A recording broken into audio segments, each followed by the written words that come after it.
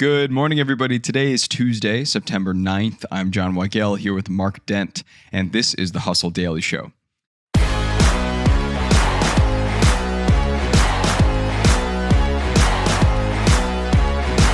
America's beloved slop bowl chains like Chipotle, Sweetgreen, and Cava are facing their worst sales slumps in years, with customers balking at paying $30 for what used to be affordable, fast casual meals. When you can get a triple dipper with table service at Chili's for $20, suddenly that $29 Sweetgreen salad starts looking like highway robbery. So what are they doing to survive? We'll get to that and the biggest headlines in business and tech right after this. First up, let's talk about Appeal Sciences. It makes edible coatings that extend the life of fresh produce, and the company sued influencer Robin Green Smoothie Girl Openshaw, claiming that she put out over 60 posts with false claims about Appeal's chemical usage. Appeal will enter court on a hot streak. Fact checkers dismissed Openshaw's allegations, like that their fruit coatings included lead and mercury. And on the other hand of this, actress Michelle Pfeiffer also apologized to Appeal because earlier in the summer, she parroted misinformation suggesting that it was a Bill Gates-backed conspiracy, the company that is. So there's a lot to digest there, but I hope they win out in the appeals.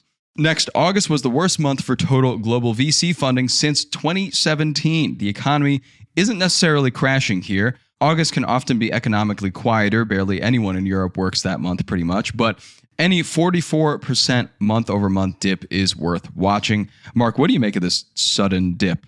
Yeah, you're definitely right about August just kind of being one of those weird months where sometimes not as much stuff gets done. But yeah, 44% is certainly concerning. And you look back trend-wise, VC funding has been going down, frankly, since 2021, once cash started to get more expensive again when interest rates got hiked. And you're probably seeing a lot of people who would otherwise consider investing right now wait until the end of this month when it's possible that the Fed is going to recommend an interest rate cut by a little bit. Mm-hmm. And so I think there is probably some amount of waiting game going on. But also, the sort of like cousins of venture capitalists are private equity. And private equity's been doing kind of poorly as well. Yeah. PE funds, the companies that they have, they're not closing them as much as they would like to. They're not, selling them off to the next buyer, and they're having trouble getting more investments into these private equity funds. So it's something that's kind of happening in both of those sectors. Mm-hmm. And I think like for average people, they might just look at it and shrug their shoulders and just be like, who cares? It's just a bunch of VCs and private equity guys, which is, maybe a fair reaction and maybe even a good reaction, but it's just one of a number of signs of just, the economy just has all kinds of weird stuff going on right now. And this is another. Yeah. It really does. And to your point, the VC funding has really cooled off. In 2021, there was that whole tech boom, and you would think that we're still a part of it, especially with like AI entering the picture so hard since then, but it really hasn't picked up. We're not seeing as many like unicorns, quote unquote, as there were a few years ago. And we're kind of just in a bit of a VC and PE desert, it looks like currently. Tough for them, huh? So hard. So hard. No water for miles. Now, moving on to some sports, the new women's 3-on-3 basketball league called Unrivaled is now valued at a whopping $340 million after a very successful round of funding. One of the most notable investors for this round of funding was Serena Williams. Mark, new sports league, pretty interesting here. What do you make of it? Yeah, I mean, hey, people aren't waiting on the September rate cut for this. No, they're not. For these venture capitalists. We talked a couple weeks ago that AI kind of like golf caddy thing. Yes. There's just so much new stuff happening in sports. And I think it's really smart because, sports are like the last cultural glue that we have. Mm-hmm. And while the NFL is sort of like a power that is, that towers above everything else, I think a lot of other things are up for grabs. Yeah. The NBA is, still fairly popular, but I don't think it's as popular as it once was. Mm-hmm. Baseball, great in-game experience, but not a lot of people watch it on TV. Then you have niche things like, F1 and all that. Right. But I just think there's room for something to come up. And you see it here with basketball, this 3-on-3 league. And frankly, I'm not a huge fan of it, but it is quite popular. I see social media on it all the time. Yeah, wow. There's radio ads. I think there's a pretty broad, diverse audience in terms of age, demographic, etc., that are fans of Unrivaled. That's cool. Yeah, this is the time to experiment with new sport things, I think. Yeah, it's a good time to do so. And also to draw another parallel, the WNBA is also doing quite well, at least at a lot of the games that either I have been to or folks that I know have been to, have been pretty packed. Like the New York Liberty kind of by me. They do really well with every game. The team gets a lot of love. Always see people in merch. So there is kind of a wave happening in women's basketball generally. And I think that definitely trickles over to Unrivaled. And I think there is this craving for like a new way to enjoy sports rather than your traditional cable television, network television sporting events, and faster, more exciting. So yeah, I think this fits right at the bill with that.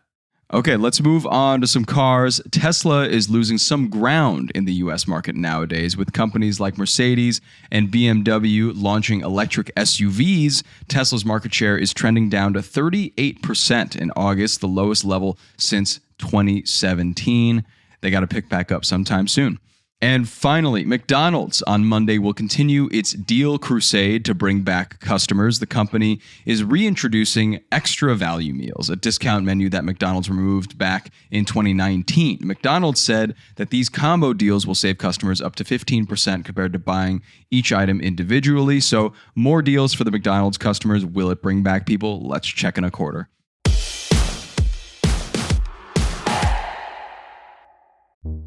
What the hell is going on right now? And why is it happening like this? At Wired, we're obsessed with getting to the bottom of those questions, and maybe you are too. I'm Katie Drummond, the global editorial director of Wired, and I'm hosting our new podcast series, The Big Interview. Each week, I'll sit down with some of the most interesting, provocative, and influential people who are shaping our right now. Listen to The Big Interview right now in the same place you find Wired's Uncanny Valley podcast.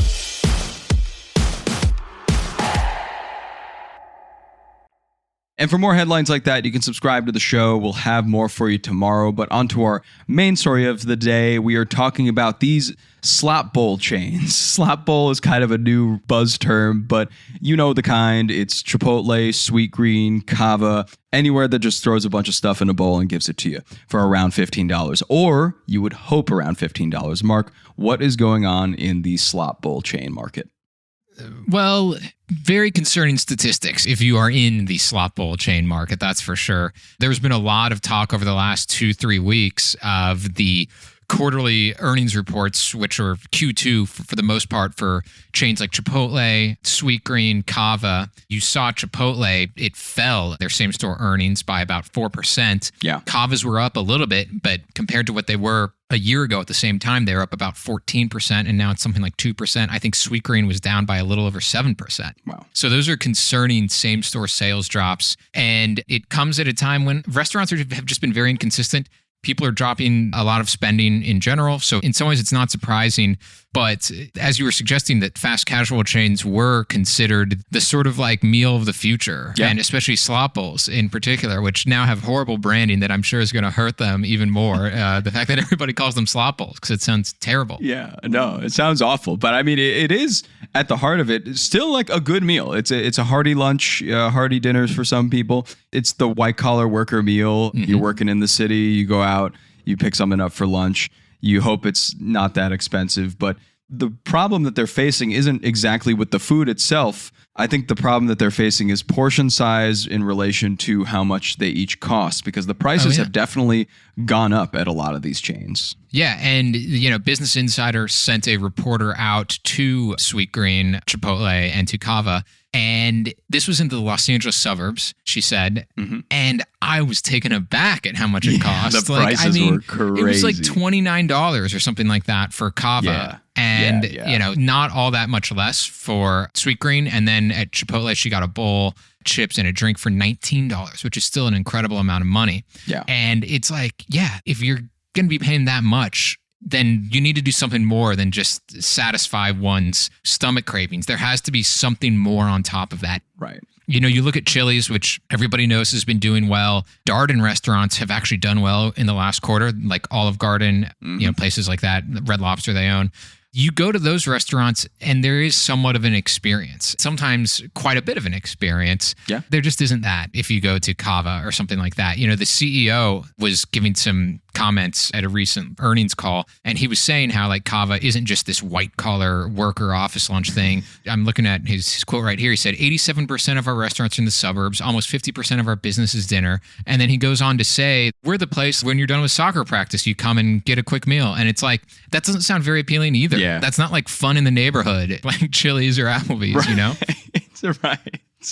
No, exactly. It's not like a neighborhood hub. It's a very much get in, get out type of destination, which I feel like is why it is often associated with that white collar lunch lens of, you just go in, like the Cavas in the city, at least a lot of them, some of them don't have seats. Yeah. Like I just walk in and there's like maybe a chair or two and it's just a line in, line out. And that's pretty much all you get there. Yeah. I remember in Philadelphia, one of the Sweetgreens, it was almost the same as that, except it was like bleachers, like in like a grade school gymnasium kind of We setup. have one of those. Yeah. I think in the one in Dumbo, there's like bleachers. Yeah. Well, I don't know why they decided to do that too. Perfect for after soccer practice though, I must say. Yeah, it is true. But the leaders of these companies have been saying like, look, our food is pretty healthy. It's pretty filling, but it just feels like it has this assembly line kind of aesthetic going on. Yeah. That I don't think appeals right now when people are trying to cut back spending and only spend on things that really matter to them. Right. And I guess you mentioned Chili's earlier in places like Darden Group restaurants. And when you consider spending, $30 at Cava, $30 at any of these establishments, right now, you actually have quite a lot of wiggle room in the deals you can get in these sit-down restaurants with $30. Like $20 to $30 is actually might be a meal. You probably pay a little more for that and tip, but at least you get an experience, at least you get service, at least you get something kind of out of it. So I think a lot of people are going towards these places. And also with things like Chili's to go, right? You can pay that money, pick it up from Chili's, and it's even less. Right. So, quite a bit less. A lot of people are moving towards those options because they're just being offered to them, it seems like. Yeah, and this will probably separate me from a lot of Americans, but I'm a big believer that if I'm going to go out to a restaurant and spend a decent amount of money, I don't want something healthy. Yeah. If I had to spend $25 on a salad, whatever, like I want to spend $25 on something that I can indulge in. Right. And again, like these companies have done a really nice job of getting people to spend $25 on something healthy, and it has worked. America is going through this huge sort of everybody wants to be fit kind of phase over the last few years. Right. Yet, at least in the last year or so, it's not working like it had. And so they have to find something new. Yeah. And, last thing here that I want to mention is that we talked about, obviously, the prices is the main driver for people not visiting these places anymore as much as they used to. But another reason, particularly, is the younger generations. Like Gen Z is facing some unemployment and a reduction in discretionary income that they have access to. According to a report by Axios, Cava and Sweetgreen rely the most on 18 to 24-year-old customers. They deliver 19% and 18% of their business, respectively, on the backs of those consumers. And if those consumers aren't able to enter the workforce, if they're not making money, they're not getting paid, I guess. Yeah. I mean, AI is killing Cava and Sweetgreen just as much as it's that's the headline here. Destroying everything else, I guess. AI ruined my harvest bowl. Yeah, exactly. Because the statistics show that for people around 18 to 29, it's an extremely difficult labor market right now, even if you have a college degree. And a lot of that, it's very much up for debate, but there are some studies out there that suggest it's at least in part because of AI. And so if AI is taking those jobs away, then no one's going to sit in those bleachers at Sweetgreen because nobody's working at the office next door. A sad sight. Empty bleachers and lettuce.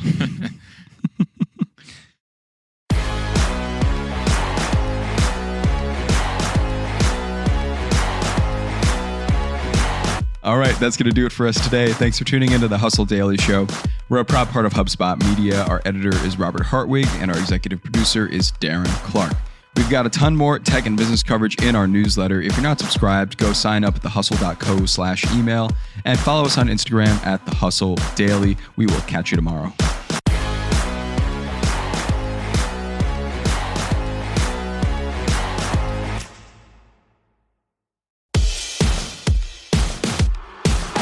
Guys, with the launch of Loop Marketing, Kip's giving you the ultimate prompt library.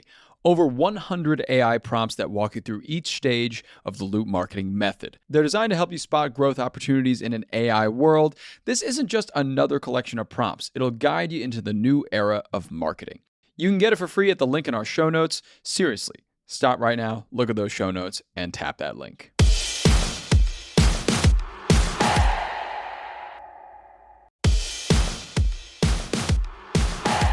Look, I'm going to be straight with you. Everybody's talking about AI, but most people are just playing around with ChatGPT instead of actually making money from it.